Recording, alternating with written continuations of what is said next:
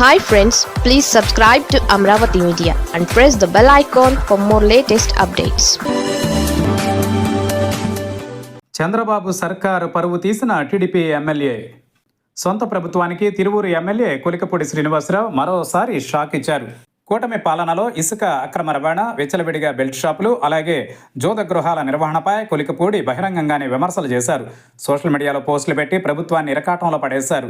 అలాగే విజయవాడ ఎంపీ కేశినేని చిన్ని తన నుంచి డబ్బు తీసుకోవడాన్ని ఆధారాలతో సహా బయటపెట్టారు. టీడీపీ అనుకూల టీవీ డిబేట్లలో కేశినేని చిన్నిపై తీవ్ర ఆరోపణలు గుప్పించారు. చిన్ని, కొలికపూడిపై సీఎం చంద్రబాబు పలుమార్లు తీవ్ర ఆగ్రహం వ్యక్తం చేసినట్టు వార్తలు వచ్చాయి.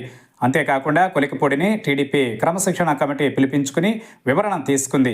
ఇదే లాస్ట్ వార్నింగ్ అంటూ టీడీపీ రాష్ట్ర అధ్యక్షుడు పల్లా శ్రీనివాసరావు హెచ్చరించారు. అయినా సందర్భం వచ్చినప్పుడల్లా ప్రభుత్వంలో సాగుతున్న అరాచకాలపై ఆయన ప్రశ్నిస్తూనే ఉన్నారు. తాజాగా కొలికపూడి కామెంట్స్ సోషల్ మీడియాలో వైరల్ అవుతున్నాయి. ప్రభుత్వాన్ని ఇరకాటంలో పడేసేలా ఉన్నాయి. అంతేకాదు వైఎస్ జగన్ హయాంలోనే ప్రాణాలకు రక్షణ ఉండేదన్నట్టుగా ఆయన మాట్లాడారు. ఇప్పుడు తన ప్రాణాలకే ముప్పు అని ఆయన ఆవేదన వ్యక్తం చేయడం తీవ్ర చర్చనీయాంశమైంది. కొలికపూడి ఏమన్నారో ఆయన మాటల్లోనే వింటే, జగన్పై పోరాటం చేసినప్పుడు నా మీద దాడి చేయడానికి, నన్ను చంపడానికి ప్రయత్నించలేదు. ఇప్పుడు తిరువూరు ఎమ్మెల్యేగా నియోజకవర్గ ప్రజల అభివృద్ధి కోసం పేకాట క్లబ్బులు మూసివేసినందుకు నా మీద దాడి చేస్తారా? రేషన్ మాఫియా గురించి ప్రశ్నించినందుకు దాడి చేస్తారా? తిరువూరు నియోజకవర్గానికి ప్రతి నెల 151 టన్నుల రేషన్ బియ్యం వస్తుంది. తిరువూరు నియోజకవర్గ పరిధిలో ప్రతి నెల ₹1 కోటి రేషన్ మాఫియా స్కామ్ జరుగుతోంది.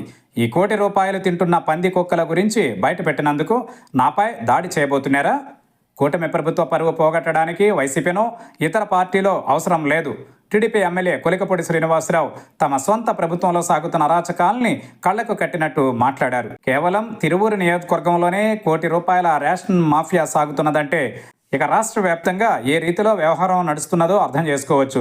ముఖ్యంగా వైఎస్ జగన్పై పోరాటం చేసిన తనపై దాడి చేయడానికి, చంపడానికి ప్రయత్నించలేదనడంతో పాటు ఇప్పుడు జరుగుతోందన్న కామెంట్స్ తీవ్ర దుమారం రేపుతున్నాయి.